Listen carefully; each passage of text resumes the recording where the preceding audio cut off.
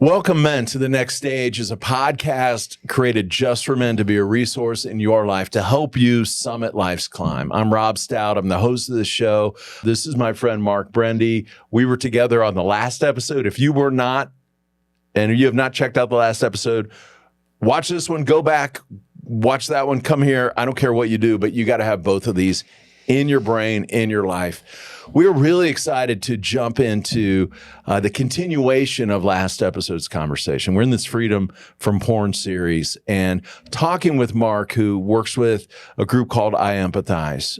You can go back and listen to the previous episode. Is his own story of just getting into and being right on the verge of being part of this whole thing and then coming back, and God did something really cool in his life. Now he's working with a group called I Empathize that raises awareness, does training all over the world with different industries, the trucking industry, first responders. And I want to welcome back Mark. Thank you. Right on.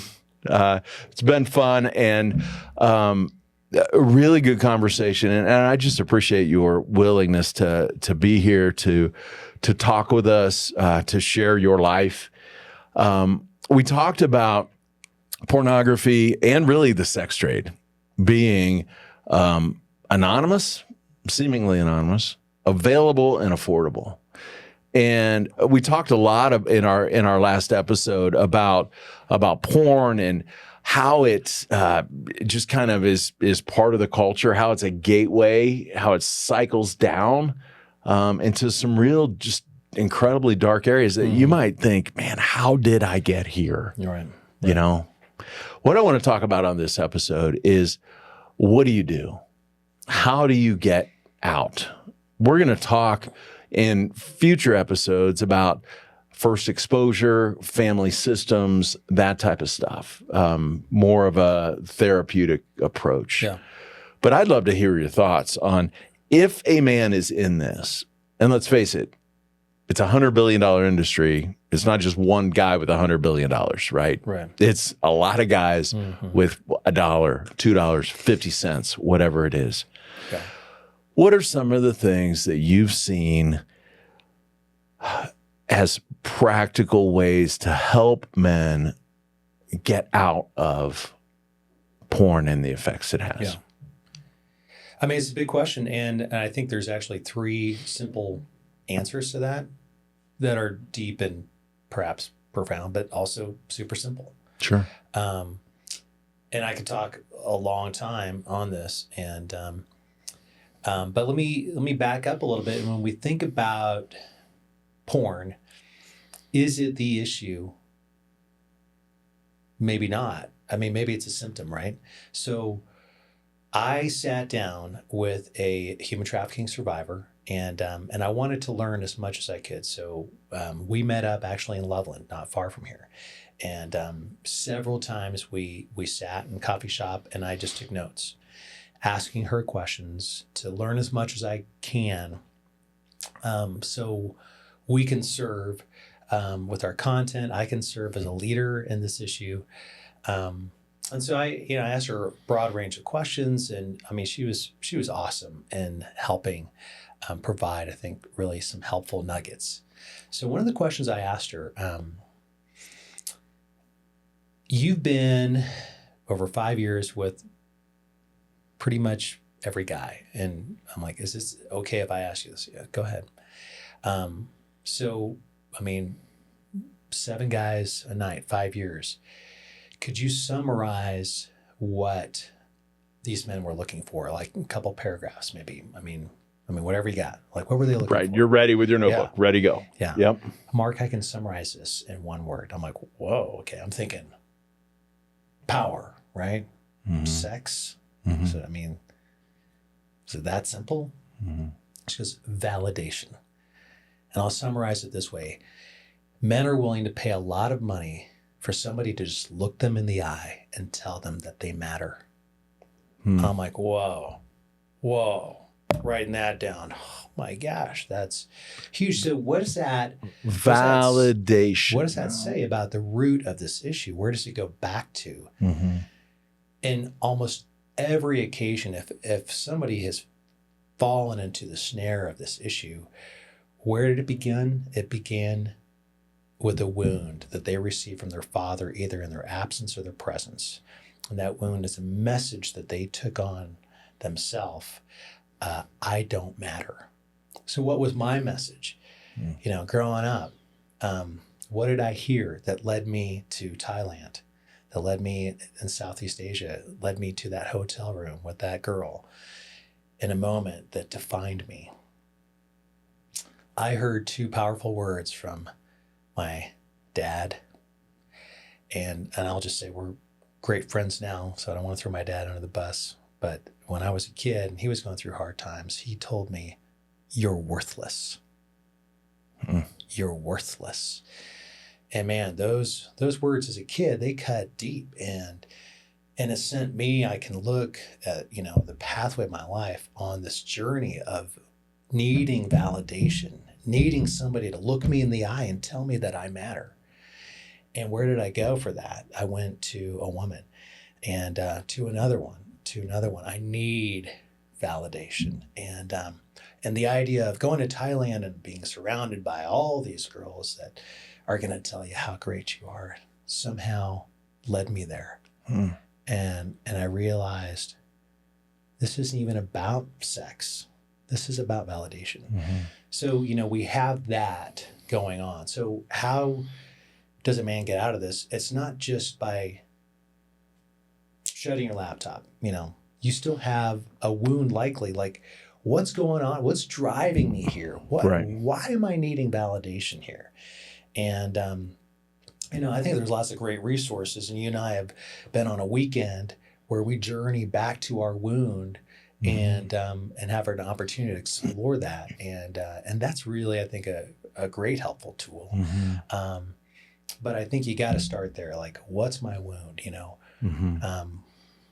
what is the message that I'm living out of that's drawing me here? And how do I replace that message? How do I receive that validation apart from a woman, and really from the Word of God, really from His throne? And because I think, and even from another man, not sexually, of course, but, you know, no, in the context affirmation of a from another man, strong man. Absolutely. Yeah, who can look you in the eye and say, "Dude, I see you, and I know what you're worth, and you matter." Yeah, no question, you matter. So validation. Before we move on, you said there were a couple things, right? Can we camp out on that one second? Yeah. So validation and looking at the need and what's being filled there. Right? Yeah. So this podcast, as you know, is not just targeted at guys who get the God language. Right. They're still welcome. I say, we're not going to hurt you, but it's really targeted at guys who are not, like, just normal guys, who may not ever, like, have heard that before. Yeah.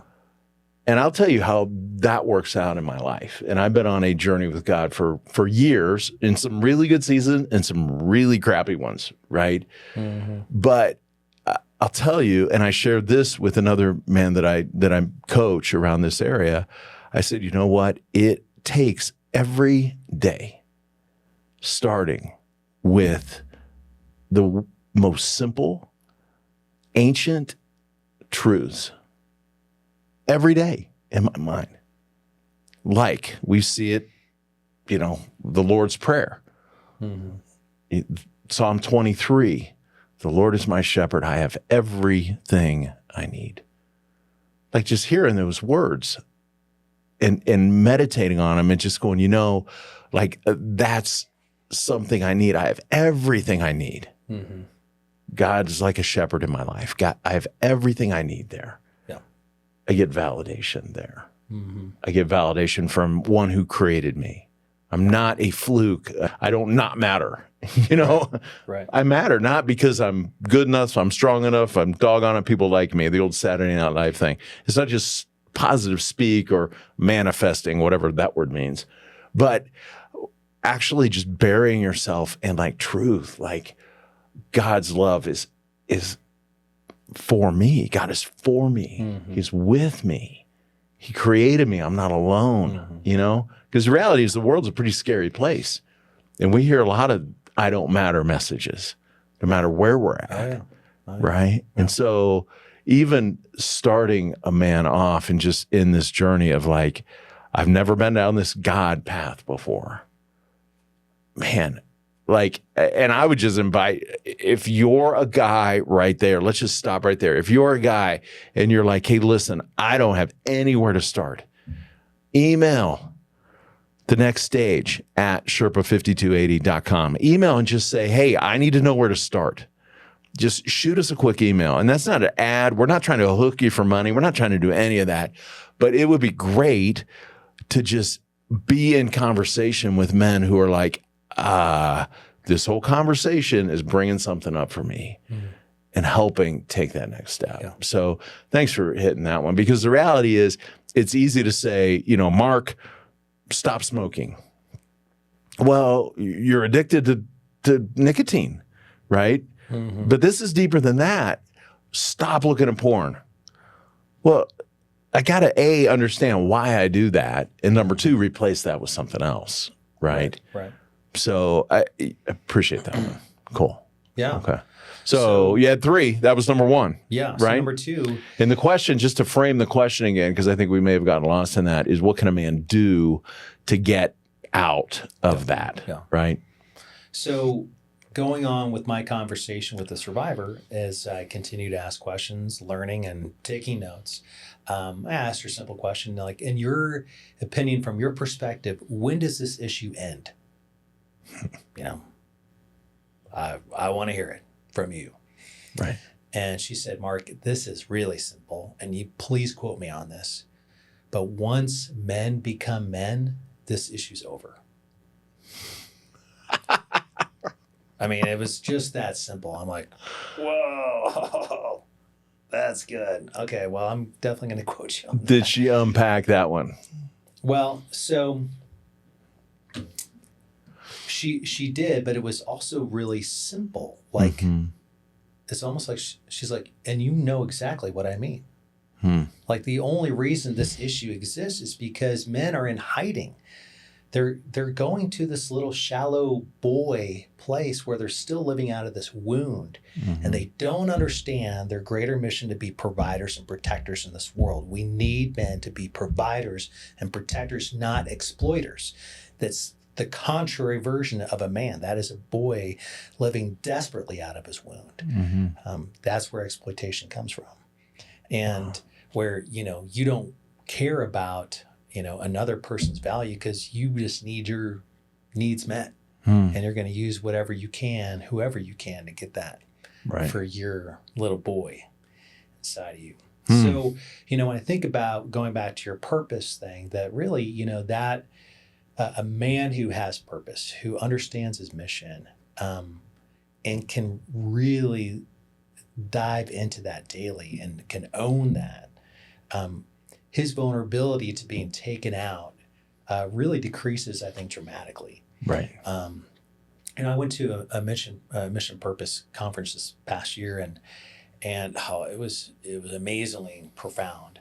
But it was just helpful for me to just refine and retune, like, okay, what is my mission? I want to be dialed in here because I want to be living out of that. Because it's easy for me to just get stale, to get dry.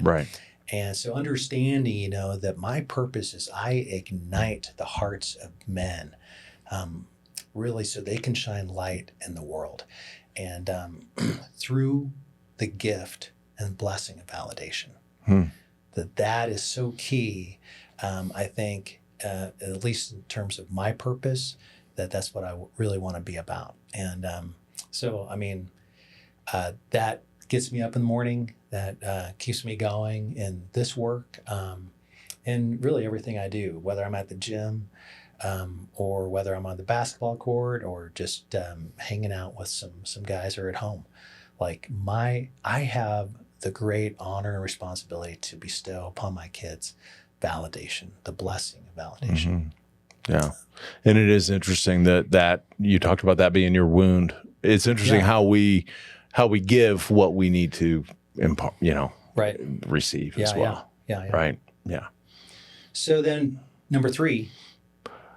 Go. Yeah. Go. Are we good for Yeah, 3? man. Okay. Number 3. Hit it. 3 is more of the practical, like, okay, that's great. I'm going to become a man now. And, I'm going to not live out of the boy. And, but practically coming into the light is 100% key. And, I've watched 2 men disappear into the darkness, into alcoholism, having dabbled into child porn, and they both ended up hunting for a 12-year-old girl. And one of them got caught and spent 5 years in prison, lost his life, his family, his kids. And I just watched him stay in the darkness, and he just, would not, come out to the light. And we know that, Jesus says, when you come into the light, you become light, but he who stays in the darkness, how great is that darkness that it can become. And so, I'm vulnerable just as any other man. I felt myself in a vulnerable place of frustration, anger. I didn't like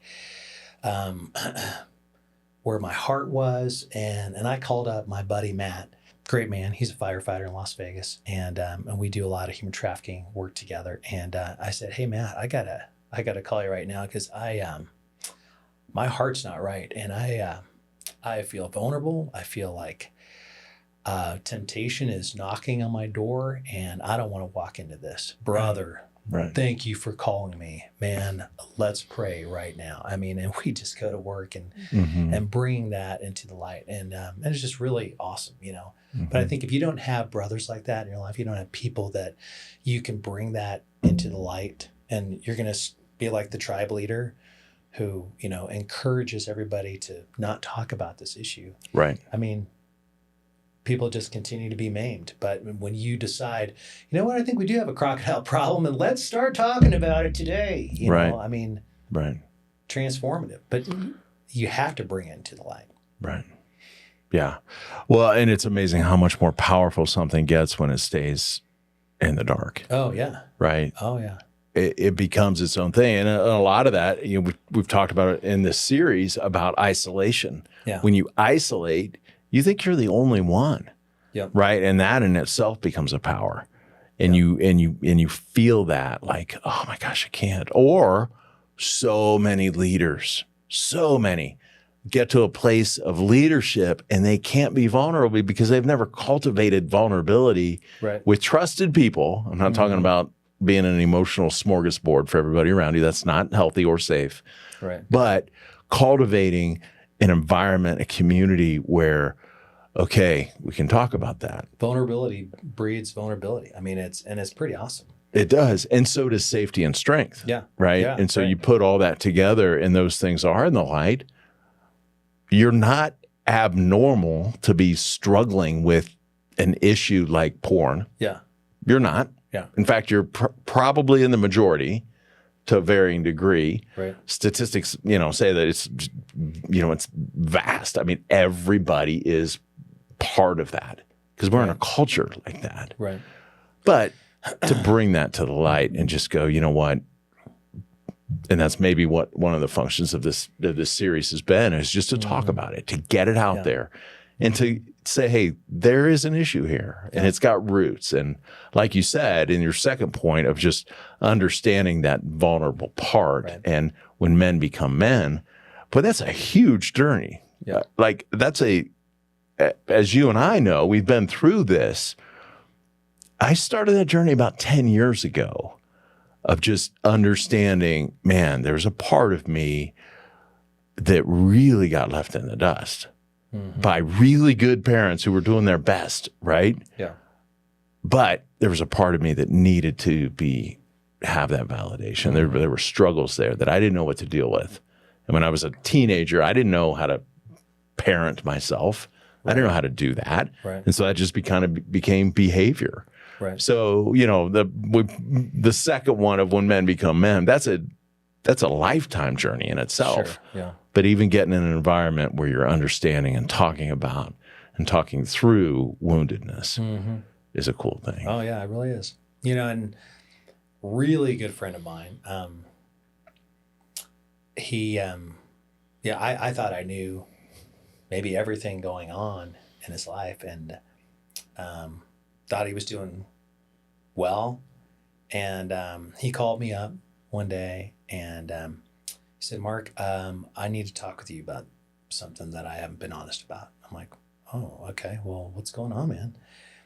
And he said, well, I have really gotten into porn to the extent where I have gone to some erotic massage parlors to pay for a sexual encounter.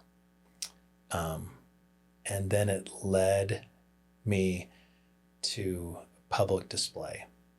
And I got caught. I'm like, whoa, bro, what?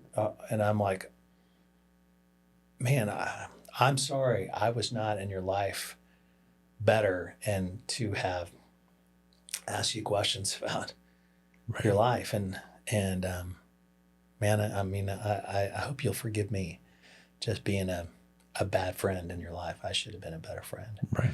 But I thank you for bringing that to the light. And, and he began to share that with many people, and it began a road and a journey for him of healing and restoration. And, but if he had kept that in the dark, I don't know where he would have been, but the next step when you're exposing yourself publicly is not good. Right. Well, and that's the contrast in those two paths. The one you said about before was in prison. Right. The other guy brings it to the light. I'm assuming there were some results of doing that, right? But probably a path of healing and restoration, right? And ultimately redemption of that dark part of his life. Yeah. But there's no question. The difference between keeping it in the dark and bringing it into the light is night and day. It's everything. Yeah. So it's at least the start of this journey, and continues to have to be a daily part of your journey. Because it's not like the enemy stops hunting you. Right. It's just work to be in this journey and to stay in the light. Yeah. It's the right place to be. Yeah. So tell me, going back to the beginning where you were talking with this woman, is she still involved in the industry? No, she's a survivor leader. Whoa. So she now has an outreach to thousands of victims under pimp control. Wow. And her whole methodology is to debunk these lies that all these girls have been fed by their trafficker, and even messages that got them there in the first place, that you don't matter, you're worthless. He's going to take care of you. He loves you. I mean, these are all lies that victims get caught into and never end up leaving their trafficker. Right. In many cases. And so for her, it's like, are you kidding me? He's not going to marry you. No, he does not love you. And you are worth more than this. You can walk away. Do it, girl. And, that's powerful. And it's also that validation message. And she's really exceptional at it, understands as a former victim, the power of truth. Well, and it's interesting, the language even we use, it puts men in they've got an excuse, or it normalizes it. I mean, typically they're called Johns, right? Well, the women are called hoes, or, prostitutes, or whatever. She even brought that up too. It's like, isn't that ironic? Isn't it ironic? That guys get away with just being a John, Right. Even a pimp, from a cultural standpoint, almost sounds pimping. It's like a compliment. Yeah, like you're a powerful man, right? Like, dude, the women, you're a hoe. Like, right? Yeah. What? I mean, yeah, a skanky hoe. Right? But it's worse. Well, the language of how we label that, and shifting the responsibility onto the women. Right. Onto the supply side that's feeding the demand, right? And in the case of, truckers in the past, when you called a girl a lot lizard, Right. as long as they're a lizard, you don't have any response. They're not even human. They're not even human. Yeah. Mm-hmm. And it's just crazy how the enemy works to Right. feed our mind these lies Yeah. about the value of human life. Yeah. Well, let me ask you this: three really, really solid points about what a man can do. What can a man do to understand a little bit more about connecting with you, with I empathize, with being part of more than just the getting themselves out, but understanding the role they play Yeah. as a beacon of light Yeah. in this place of darkness? Well, I mean, What can a normal guy do? Well, there's a lot of things. I think when we think about a practical application of our fight in this particular issue, it's creating a movement of empathy in your work, home, or social space. Apathy is the fertile ground for all exploitation. Where there's apathy, you're always going to see exploitation. The greater level of that apathy, the greater level of exploitation, like human trafficking. Mm-hmm. But where there's empathy, there's intervention, there's restoration, there's hope elevated in that space. People know what they're worth. They know they're worth fighting for because you're in that space communicating that to them. And, you ironically, where there's empathy, you don't find exploitation. You find strength and people that feel honored and valued, and that's where people want to be. That's where they want to live, and you can create that space as a man, Right. As a leader in our communities and in your home space, in your workspace, and social space. Yeah. Nobody's stopping you from No. doing that. But what do? We're in a space like that and we acquiesce, right? Right. Where a guy's like, hey, man, look at this, and shows it to you on his phone. What's your response? Well, my response is, hey, man, Rob doesn't do porn. Rob, whatever, blah, blah. And I'm like, no, dude, enjoy. It's not my thing. I don't do porn. Yeah. Or I say, that's a slippery slope. It's led to bad places, man. I don't do that. Yeah. I was in Vegas. All of our company was there. They were all going out. We all had clients there and all that. And guess where they were heading after dinner? Yeah. Well, they were heading to the tables, but after the tables, heading to the strip clubs. And it was like, hey, you going? I'm like, dude, no, Rob doesn't do strip clubs. And I talk about myself in third person. Like, Rob doesn't do strip clubs. You guys have a good time. I'll see you in the morning. And I'll walk the other direction. And inevitably, there's another guy who peels off. And one guy told me one time, I just needed somebody to walk away. And I go, hey, I'm going back to my room, dude. I'm tired anyway. I got to work this trade show tomorrow at like 8. So I can't be out till 4. Right. But it just takes some knowing how to respond. Like, Yeah. Yeah. And, going back to, am I living out of my mission or am I living, out of my boy and feeding his wound? Yeah. So, also, if you want to email me, mark@iempathize.org. And, just to be clear, I Empathize isn't doing particular work in, pornography addiction or anything really related to that, as our training is really specific to first responders, to youth, developing strategies to be safe, adults and kids. So this is my personal passion button. Mm-hmm. And I love, hanging out with guys in any context, especially if they want to take a journey of exiting out of what is potentially, destroying their life or entering into something that can help them make a difference within this issue. So. Right. Yeah, and as simple as your annual fundraiser that you do, right? You want to plug that? Go for it. Please, yeah. So, we'll be hosting I think we'll be at Balustrade Vineyards again, but we'll host a gala there. And because there are people, October. In Uganda that listen to this podcast, that would be in Colorado. That is in Colorado. Right. So, right. Last year we were in Uganda, but we're going to be in Colorado this year. Okay. I'll also host a casino night. So that's a great, fun night. And that will be typically, last year we were in Erie, Colorado. I think we'll probably be there again at the Erie Social Club. Fantastic little venue in Old Town Erie. Cool.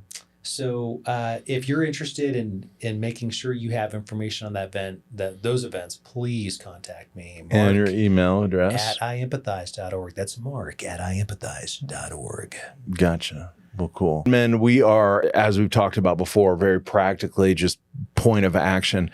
Sherpa freedom groups are designed specifically to help you walk through this, to help you, number one, get in a community of men, get in a community, bring this stuff to the light, as we've talked about. Identify some of those things, identify some of the reasons you got there in the first place, like how you got there, why you stay, how to get out. Very practical things in a community of men. I'd invite you to email the next stage at Sherpa5280.com. Email the phrase Sherpa Freedom Group, and we're launching some of these groups this fall and would love to get you involved in that and would love to help you experience freedom in this area. And you got there, you're there. Perhaps you as a dad are like, hey man, I have no idea how to talk to my son about this. Share this with him. Listen to it. Share it with him. Talk to him about it. I know there's a man this is a bit of a tangent, but I don't care, where his son has walked through some really, really dark stuff. The best thing that man has done is walked with his son through that stuff. Mm-hmm. He's not abandoned him. He's not shamed him. You're horrible. You're demonic. You're whatever. Like, no, dude, you're in the village where the crocodile's eating people. Let me jump in with you and help you get out of that, right? What a more powerful statement. I can't imagine a more powerful statement than a dad to wrap his arm around his son and go, buddy, I get it. I'm in the same village with you. Let's get out of here. Right. Yeah. So call to action would be email Mark, get in touch with him, and thank you for joining us. Also, think about being a part of one of our Sherpa Freedom groups. We're going to be rolling that information out here in the next couple episodes. But I want to thank you for being a part of this two episodes with talking with Mark about porn and the sex trade and how they're related and just where they coincide, how deep and dark it gets and how you can get out.